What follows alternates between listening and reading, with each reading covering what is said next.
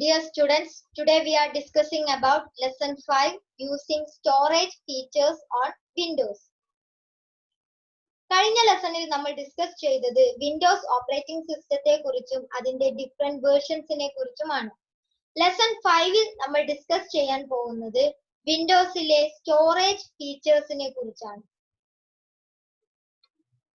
At the end of this lesson, you shall be able to identify basic storage features of Windows, use external memory like USB drive, CD, DVD, etc.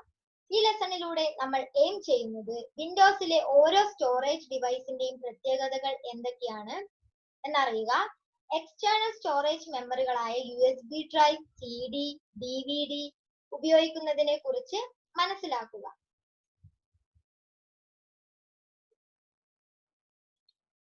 Documents, files, and other digital material can be stored in an organized and safe manner on the computer. When these files are large, they can be organized and stored in USB or pen drives, CDs, and DVDs. Computers help us to store, retrieve, add, delete, move, and organize files and data. Documents, files, മറ്റ് digital material അഥവാ images, videos, പ്രൊജക്റ്റുകൾ എന്നിവ well organised ആയും സുരക്ഷിതമായും കമ്പ്യൂട്ടറിൽ സൂക്ഷിക്കാൻ കഴിയും.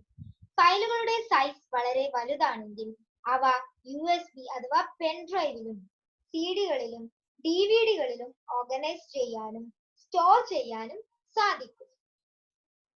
ഫയലുകളെയും ഡാറ്റകളെയും store ചെയ്യാനും വീണ്ടെടുക്കാനും add ചെയ്യാനും delete ചെയ്യാനും കൂടാതെ ഒരു ഫോൾഡറിൽ നിന്നും മറ്റൊരു ഫോൾഡറിലേക്ക് മാറ്റാനും കമ്പ്യൂട്ടർ നമ്മളെ ഹെൽപ്പ് ചെയ്യുന്നു. Opening files from storage devices. ഇനി നമ്മൾ ഡിസ്കസ് ചെയ്യുന്നത് സ്റ്റോറേജ് ഡിവൈസസ് ആയ CD, DVD, അതേപോലെ USB ഡ്രൈവ് എന്നിവയിലൂടെ ഫയൽസ് എങ്ങനെ ഓപ്പൺ ചെയ്യാം എന്നതാണ്. CD or DVD. Both CD and DVD have to be used similar process in a computer. CD and DVD compress data and store large amounts of information on the disk. They also store videos on high quality. A DVD stores only videos, whereas a CD can store music, videos, and pictures. CD or DVD ഒരു കമ്പ്യൂട്ടറിൽ ഒരേ രീതിയിൽ ഉപയോഗിക്കുന്ന storage ഡിവൈസുകളാണ്.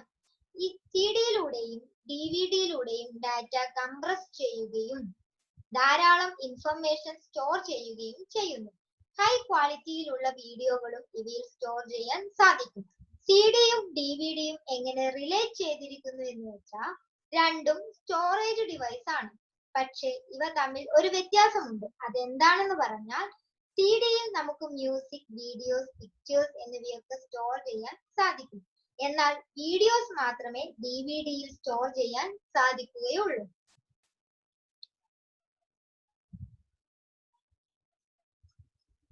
ഇനി നമുക്ക് സിഡിയും ഡിവിഡിയും desktop കമ്പ്യൂട്ടറുകളിലും ലാപ്ടോപ്പിലും എങ്ങനെ connect ചെയ്യുന്നുവെന്ന് നോക്കാം.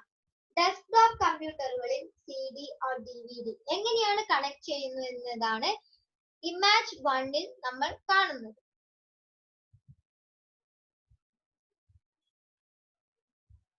ഫസ്റ്റ് സ്റ്റെപ്പ് ആയിട്ട് CPUവിൽ കാണുന്ന ഡിസ്ക് ഡ്രൈവിന്റെ ഇജക്റ്റ് ബട്ടൺ പ്രസ് ചെയ്യുക. രണ്ടാമത്തെ സ്റ്റെപ്പിൽ ചെയ്യേണ്ടത് ഇജക്റ്റ് ബട്ടൺ പ്രസ് ചെയ്യുമ്പോൾ ഒരു ഡിസ്ക് ട്രേ ഓപ്പൺ ചെയ്തു വരുന്നതായി കാണാം.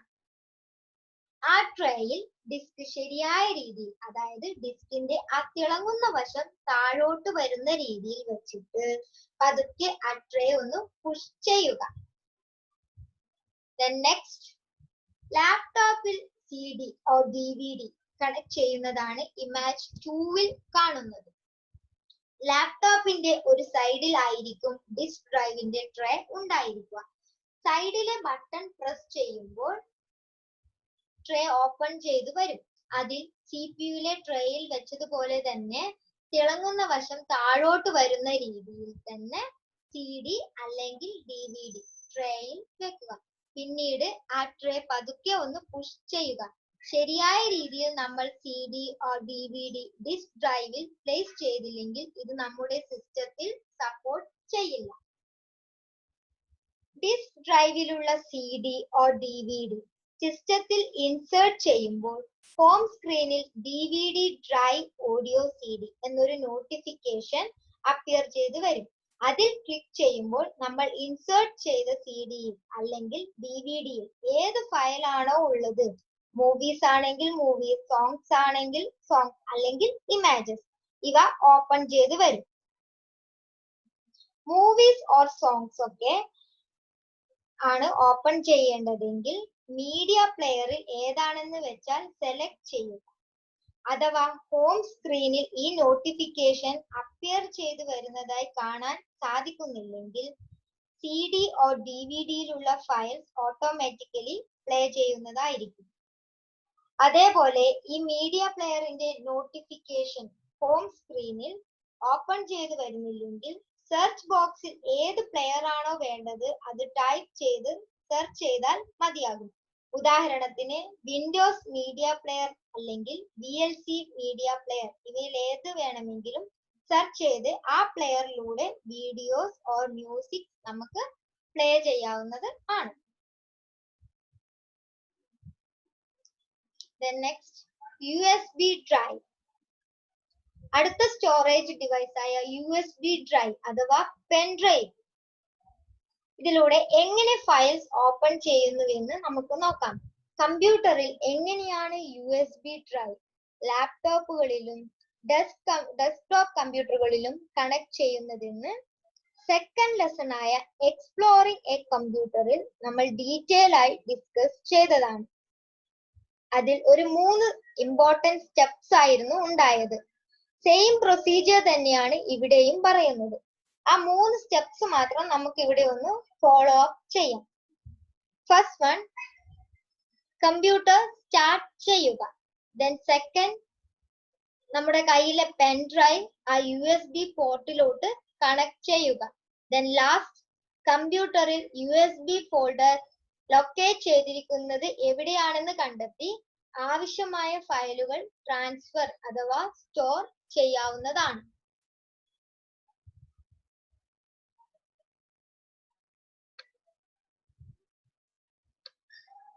In a computer, you can store many files.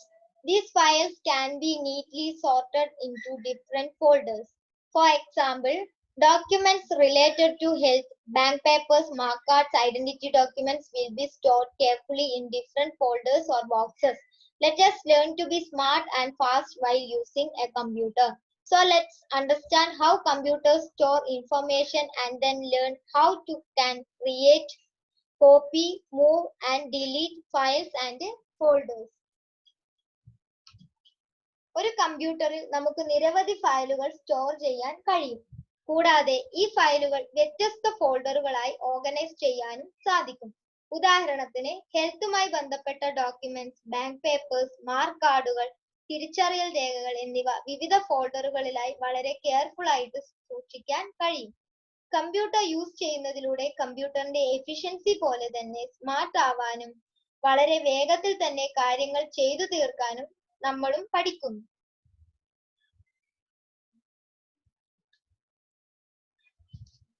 ഇനി നമുക്ക് കമ്പ്യൂട്ടേഴ്സ് എങ്ങനെ ഇൻഫർമേഷൻ സ്റ്റോർ ചെയ്യുന്നു എന്ന് നോക്കാം. അതോടൊപ്പം തന്നെ ഫയലുകളും ഫോൾഡറുകളും എങ്ങനെ ക്രിയേറ്റ് ചെയ്യാമെന്നും കോപ്പി ചെയ്യാമെന്നും മൂവ് ചെയ്യാമെന്നും കൂടാതെ ഡിലീറ്റ് ചെയ്യാമെന്നും മനസ്സിലാക്കാം. First one, storage devices. Computers store information in 3 ways. Storing data is one of the core functions of the modern computer. A device that stores data has space or memory in which it stores data, just like boxes of different sizes. Storage devices in a computer have different storage capacity. കമ്പ്യൂട്ടറുകൾ informations 3 തരത്തിലാണ് store ചെയ്യുന്നത്. ആധുനിക കമ്പ്യൂട്ടറിന്റെ പ്രധാന പ്രവർത്തനങ്ങളിൽ ഒന്നാണ് data store ചെയ്യുക എന്നത്. ഡാറ്റ സ്റ്റോർ ചെയ്യുന്ന ഏതൊരു ഡിവൈസിനും ഒരു സ്റ്റോറേജ് സ്പേസ് അഥവാ മെമ്മറി ഉണ്ടാകും. ഡിഫറെന്റ് സൈസിൽ ബോക്സുകൾ പോലെയുള്ള ഈ സ്റ്റോറേജ് ഡിവൈസുകൾക്ക് വ്യത്യസ്ത സ്റ്റോറേജ് കപ്പാസിറ്റിയാണ് ഉണ്ടാവുക. Primary storage devices, secondary storage devices, tertiary storage devices എന്നിങ്ങനെയാണ് ആ 3 തരം സ്റ്റോറേജ് ഡിവൈസസിനെ ക്ലാസിഫൈ ചെയ്തിരിക്കുന്നത്. പ്രൈമറി സ്റ്റോറേജ് ഡിവൈസസിനെ രണ്ടായിട്ട് ക്ലാസിഫൈ ചെയ്തിട്ടുണ്ട്. ഒന്നാമത്തേത് റാൻഡം ആക്സസ് മെമ്മറി അഥവാ റാം, രണ്ടാമത്തേത് റീഡ് ഓൺലി മെമ്മറി അഥവാ റോം. സെക്കൻഡറി സ്റ്റോറേജ് ഡിവൈസ് വരുന്നത് ഇന്റേണൽ ഹാർഡ് ഡിസ്കും എക്സ്റ്റേണൽ ഹാർഡ് ഡിസ്കും ആണ്. ടെർഷ്യറി സ്റ്റോറേജ് ഡിവൈസിൽ വരുന്നതാണ് optical disk, floppy disk, USB flash drive, memory card എന്നിവ.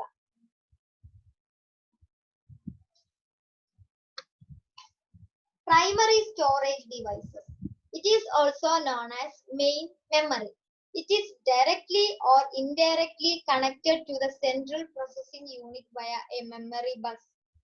The CPU continuously reads instructions stored there and executes them as required. Primary storage ഡിവൈസസിനെ main memory എന്നും പറയുന്നു. ഇത് മെമ്മറി ബസ് വഴി സിപിയുമായി ഡയറക്റ്റ് ആയോ ഇൻഡയറക്റ്റ് ആയോ കണക്ട് ചെയ്തിരിക്കുന്നു.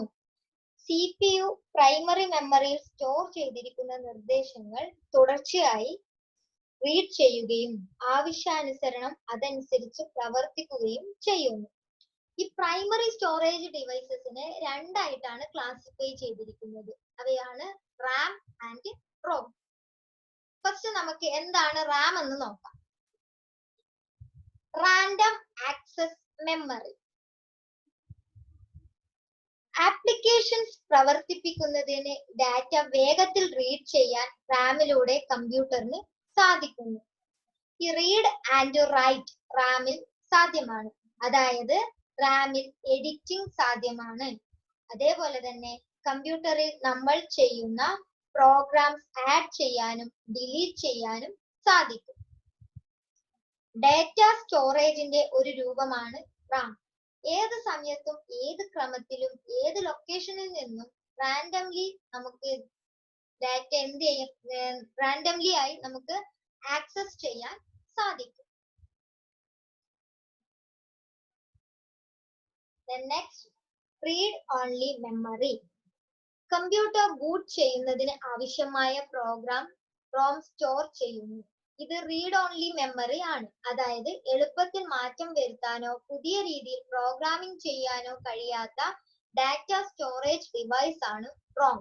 റോമിന് ഒരു ഉദാഹരണമാണ് BIOS. It stands for basic input output system.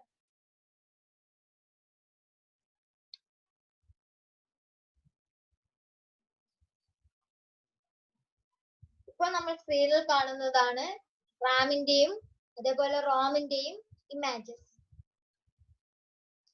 Then secondary storage devices. Hard disk. The hard disk drive is the main and usually largest data storage device in a computer. It can store from 16 gigabytes to 2 terabytes. Hard disk speed is the speed at which content can be read and written on a hard disk.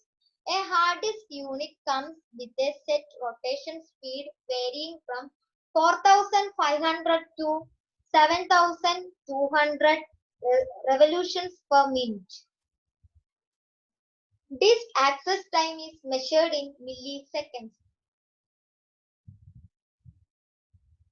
ഇനി നമ്മൾ discuss ചെയ്യുന്നത് secondary storage device ആയ hard ഡിസ്കിനെ കുറിച്ചാണ്. ഒരു കമ്പ്യൂട്ടറിലെ പ്രധാനപ്പെട്ടതും സാധാരണയായുമുള്ള ഏറ്റവും വലിയ data storage device ആണ് ഹാർഡ് ഡിസ്ക് ഡ്രൈവ്. 16 ഗിഗാബൈറ്റുകൾ മുതൽ 2 ടെറാബൈറ്റുകൾ വരെയുള്ള ഫയലുകൾ ഹാർഡ് ഡിസ്കിന് സ്റ്റോർ ചെയ്യാനാകും. ഒരു ഹാർഡ് ഡിസ്കിൽ കണ്ടന്റ് റീഡ് ചെയ്യാനും റൈറ്റ് ചെയ്യാനും കഴിയുന്ന വേഗതയാണ് ഹാർഡ് ഡിസ്കിന്റെ വേഗത. ഒരു ഹാർഡ് ഡിസ്ക് യൂണിറ്റിന് 4,500 മുതൽ 7,200 റെവല്യൂഷൻസ് പെർ മിനിറ്റ് വരെ വ്യത്യാസമുള്ള സെറ്റ് റൊട്ടേഷൻ വേഗതയുണ്ട്. ഡിസ്കിന്റെ ആക്സസ് ടൈം മില്ലി സെക്കൻഡിലാണ് മെഷർ ചെയ്യുന്നത്. ഹാർഡ് ഡിസ്കിനെ രണ്ടായിട്ടാണ് ക്ലാസിഫൈ ചെയ്തിരിക്കുന്നത്. ഒന്ന് ഇന്റേണൽ ഹാർഡ് ഡിസ്ക്, രണ്ടാമത്തേത് external hard disk. Internal hard disk കമ്പ്യൂട്ടറിൽ ഇൻബിൽട്ട് ആയിട്ടായിരിക്കും ഉണ്ടായിരിക്കുക. അതുകൊണ്ട് ഇത് പോർട്ടബിൾ അല്ല. ഇത് ലെസ് എക്സ്പെൻസീവ് ആണ്. സ്പീഡ് ഇതിന് വളരെ കൂടുതലായിരിക്കും. അതേപോലെ സൈസും വളരെ വലുതായിരിക്കും. അടുത്തത് എക്സ്റ്റേണൽ ഹാർഡ് ഡിസ്ക് ആണ്. പോർട്ടബിൾ അഥവാ നമുക്ക് കയ്യിൽ എടുത്ത് കൊണ്ടു നടക്കാവുന്ന വിധത്തിലുള്ളവയാണ് ഈ എക്സ്റ്റേണൽ ഹാർഡ് ഡിസ്ക്. ഇത് നല്ല ചെലവേറിയതും ഇന്റേണൽ ഹാർഡ് ഡിസ്കിനെ അപേക്ഷിച്ച് സ്പീഡ് കുറഞ്ഞതും അതേപോലെ സൈസ് വളരെ ചെറുതുമായിരിക്കും. അടുത്തത് tertiary storage devices or disconnected storage devices. It is a computer data storage on a medium or a device that is not under the control of processing unit. It must be inserted or connected by a human operator before a computer can access it again. അടുത്തത് tertiary storage devices കുറിച്ചാണ്. അതിനു മുന്നേ എന്താണ് tertiary storage device എന്ന് നമുക്ക് നോക്കാം. Central processing യൂണിറ്റിന്റെ നിയന്ത്രണത്തിലല്ലാതെ data storage device ആണ്. അതായത് ഡാറ്റ സ്റ്റോറേജ് ഡിവൈസ് ആണ് tertiary storage device. കമ്പ്യൂട്ടറിനെ ആക്സസ് ചെയ്യണമെങ്കിൽ നമ്മൾ തന്നെ ഇത് ഇൻസേർട്ട് ചെയ്യുകയോ കണക്ട് ചെയ്യുകയോ വേണം. tertiary storage ഡിവൈസിൽ വരുന്നതാണ് ഈ ഒപ്റ്റിക്കൽ ഡിസ്ക്, അതേപോലെ flash USB flash drive, then memory card.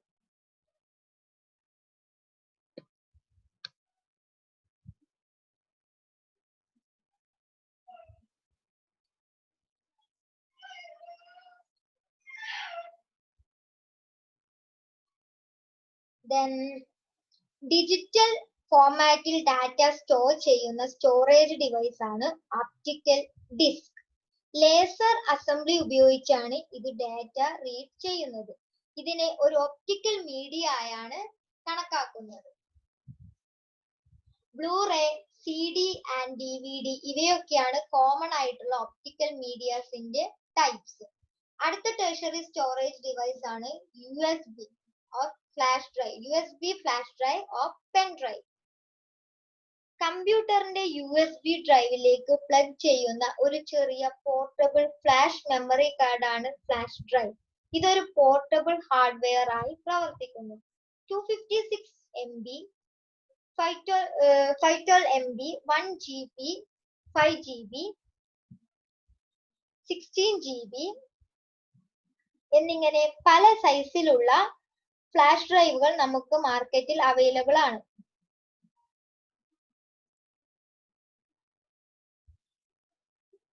Informations കൈമാറുന്നതിനും store ചെയ്യുന്നതിനുമുള്ള ഒരു എളുപ്പ വഴിയാണ് ഈ USB ഫ്ലാഷ് ഡ്രൈവ്. അടുത്തത് എന്താണ് മെമ്മറി കാർഡ് എന്ന് നോക്കാം. ഒരു electronic flash memory storage disk ആണ് മെമ്മറി കാർഡ്. ഇത് സാധാരണയായി കൺസ്യൂമർ ഇലക്ട്രോണിക് ഡിവൈസ് ആയ digital camera, MP3 player, mobile phone അതേപോലെ തന്നെ മറ്റ് ചെറിയ പോർട്ടബിൾ ഡിവൈസുകളിലുമാണ് യൂസ് ചെയ്യുന്നത്. മെമ്മറി കാർഡ് അടങ്ങിയിരിക്കുന്ന ഡിവൈസ് കമ്പ്യൂട്ടറിലേക്ക് കണക്ട് ചെയ്താണ് മെമ്മറി കാർഡിൽ ഉള്ള ഡാറ്റ റീഡ് ചെയ്യുന്നത്. അല്ലെങ്കിൽ USB കാർഡ് റീഡർ ഉപയോഗിച്ച് മെമ്മറി കാർഡിലെ ഡാറ്റ നമുക്ക് റീഡ് ചെയ്യാവുന്നതാണ്. tertiary സ്റ്റോറേജ് ഡിവൈസുകളായ പെൻഡ്രൈവും മെമ്മറി കാർഡുമാണ് നമ്മളിൽ പലരും ഡാറ്റ സ്റ്റോർ ചെയ്യാനും അതേപോലെ ട്രാൻസ്ഫർ ചെയ്യാനും ഉപയോഗിക്കുന്നത്. Then last, understanding file sizes. ഇനി നമുക്ക് സ്റ്റോർ ചെയ്യുന്ന അഥവാ ട്രാൻസ്ഫർ ചെയ്യുന്ന ഫയൽസിന്റെ സൈസ് എങ്ങനെയാണെന്ന് നോക്കാം. ഫയലിന്റെ സൈസിനനുസരിച്ചാണ് അതിനെ ഓരോ യൂണിറ്റ് ആയി തിരിച്ചിരിക്കുന്നത്. അതായത് bit, bytes, KB, MB, GB, TB, PB എന്നിങ്ങനെ തിരിച്ചിരിക്കുന്നത് എന്തിന്റെ അടിസ്ഥാനത്തിലാണ്? ഫയലിന്റെ സൈസിനനുസരിച്ചാണ്. ഒരു ബൈനറി നമ്പറിലെ സിംഗിൾ ഡിജിറ്റിനെയാണ് ബിറ്റ് എന്ന് പറയുന്നത്. ബൈനറി നമ്പർ കണ്ടെയ്ൻ ചെയ്യുന്നത് 0യും 1ഉമാണ്. 8 ബൈറ്റ്സ് കൂടിച്ചേർന്നതാണ് 8 ബിറ്റ്സ് കൂടിച്ചേർന്നതാണ് ഒരു ബൈറ്റ്. 1024 ബൈറ്റ്സ് കൂടിച്ചേർന്നതാണ് ഒരു കിലോബൈറ്റ് എന്ന് പറയുന്നത്. 1024 കിലോബൈറ്റ് കൂടിച്ചേർന്നതിനെയാണ് മെഗാബൈറ്റ് എന്ന് പറയുന്നത്. 1024 മെഗാബൈറ്റ് കൂടിച്ചേർന്നതാണ് ഒരു ഗിഗാബൈറ്റ്. 1024 ഗിഗാബൈറ്റ്സ് കൂടിച്ചേർന്നതാണ് ഒരു ടെറാബൈറ്റ്. 1024 ടെറാബൈറ്റ് കൂടിച്ചേർന്നതാണ് ഒരു പെറ്റാബൈറ്റ്. Then വിൻഡോസിൽ ഒരു ഫോൾഡർ അല്ലെങ്കിൽ ഒരു ഫയൽ ക്രിയേറ്റ് ചെയ്യുന്ന പ്രൊസീജിയേഴ്സ് ഡീറ്റെയിൽ ആയിട്ട് നമുക്ക് അടുത്ത ക്ലാസ്സിൽ ഡിസ്കസ് ചെയ്യാം. സ്റ്റോറേജ് ഡിവൈസുകളുമായി റിലേറ്റ് ചെയ്ത നമ്മൾ ഡിസ്കസ് ചെയ്തതിൽ ഫർദർ ക്ലാരിഫിക്കേഷൻസ് ആവശ്യമാണെങ്കിൽ തന്നിരിക്കുന്ന ലിങ്ക്സ് റെഫർ ചെയ്യുമ്പോൾ നിങ്ങൾക്ക് ലഭിക്കുന്നതായിരിക്കും. Thank you.